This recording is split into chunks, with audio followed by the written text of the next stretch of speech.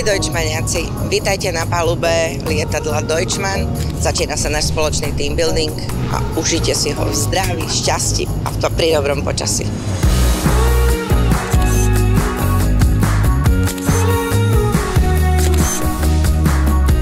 Tento športový víkend vlastne od piatka do nedele. Sme v Chorvátsku. Náš prvý team building bol v roku 2003 a spolu aj s rodinnými príslušníkmi nás bolo asi 20. A teraz nás je vyše 160.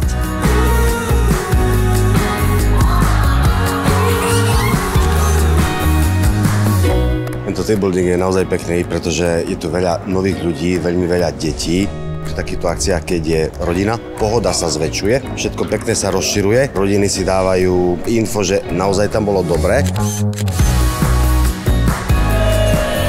Ja nepracujem v Deutschmanne, ale som rada, že môžem byť s mojou rodinou a vidieť niečo nové. Minigolf sa nám páčil, hlavne more v Chorvátsku, je tu veľmi pekné prostredie. Jednak je to super, lebo ide celá firma doslova, že sa uvoľniť a na druhej strane máme viac času tráviť s rodinou. Neviem si predstaviť team building, ktorý by bol bez rodinných príslušníkov. Pre mňa je veľmi dôležité, aby aj manželka, manžel, partneri, deti vedeli a poznali, s kým vlastne ich mama a otec robia vo firme. Futbal bol veľmi dobrý, hlavne fanklub Anabelky, to bolo asi najlepšie. Basketbal tu pribudol a plávanie, čo som sa prvýkrát zúčastnil.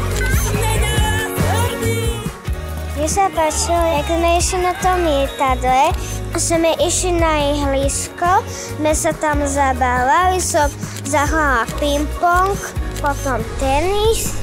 Miriam je veľmi dobré dievča a všetko robí len pre nás, aby sa každá rodina mala dobre.